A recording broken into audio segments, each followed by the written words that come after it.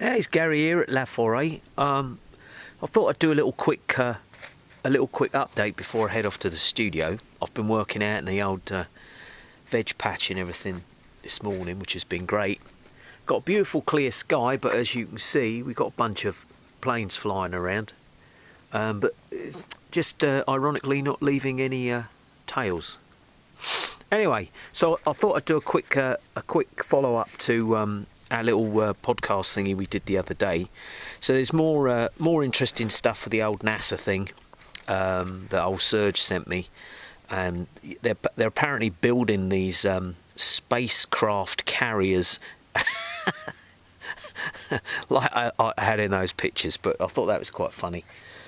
Anyway, that aside, the old T-gram, which we've been using for quite some time, the CEO, which people have probably read about, he got into a little bit of bother a little while ago, apparently, and got arrested in France. Now, it only takes you 30 seconds to take a quick look at this guy.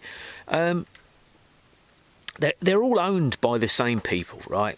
So we swapped over from another platform, and of course, then we find out that there's a good possibility, according to some reports out there which you can read up on, that he also is a young so-called spinning ball young world leader.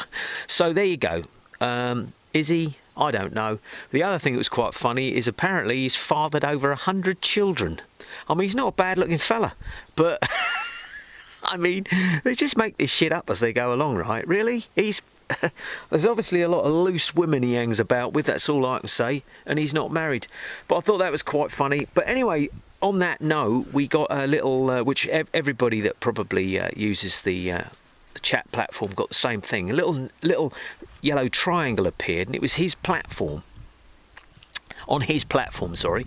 And it was I guess it was like a kind of message from his channel that has 10,000 something subscribers, doing a bit of the old boo-hoo story about having to keep coming back to France and checking in and all this kind of stuff, because of he's been charged. He's not been charged, but he was arrested but not charged.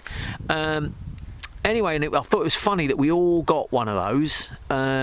I did have a quick look. Old Serge just deleted it straight away. But what I was going to say is that eventually they're going to squeeze everything out of everybody. So what we talked about with these facial scans and all your biometrics and all this kind of stuff, you're going to be required to do that on everything.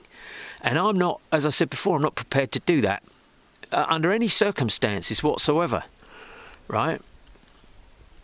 You know, it's a free platform, so-called free platform. We know it's not. We know it's just harvesting information and so on. But I am not prepared to give strangers my personal details. It's bad enough doing it at the bank. And I can understand that to a point, because that's where apparently your money is. But we know it's already been spent, right? But anyway, that's all individual choice. So what I would say is that over the next year, it's going to be very difficult for people to be able to use these platforms unless they want to give all their details away, which, as I've said, I'm not going to do. I'll just delete it and find something else. I don't know, that Viber or something. They're all owned by the same people. So when we all looked into it a little while back, and it's like, yeah, but you know, on their tube, YouTube, whatever, let's go over to Odyssey, or let's go over to whatever, you know, BitChute and so on. They're all owned by the same people, right? So you're not really getting away with anything. It's just a slow drip feed. And in the end, what we'll go back to is telephone calls. And then when you can't do that anymore, it'll be paper and envelope, pen and a stamp. And then when you can't do that anymore, it's like there is no more contact. All right, au revoir. Finished. So I will be, as I've said before many times, I got rid of my official websites and email addresses, because again they put the squeeze on that with wanting your phone number and all this kind of stuff. I'm not prepared to do that, so I got rid of those. And if that's the way it's going to go, there's going to be a lot of people that won't be able to contact each other as they used to, but we'll always find another way. Perhaps I'll get some pigeons. or something like that. Anyway, there's just a few little interesting things. The other thing, just quickly, I was going to say is when old Serge came over last weekend, we did a sort of little look into a certain website called Visit Yellow and Blue. I think you know what I mean. I've been looking at it a little while, but anyway, this website maintains that we can all head off out to the country and have a wonderful time and visit bombed cities, right? And that's what it actually says. Visit abandoned cities. And the ironic thing is that the pictures that they've used are the identical pictures of exactly the same place where apparently there's a load of Russian troops running around dropping bombs on people. So I mailed them. And like when I mailed the Scots Guards, Sarah?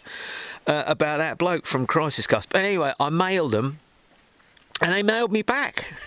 And I asked them in the mail, I said, and you'll see this when we put this video out, I asked them, I said, are these pictures of the same areas and the same cities that various media companies put out as war zones that are taking place right at the moment?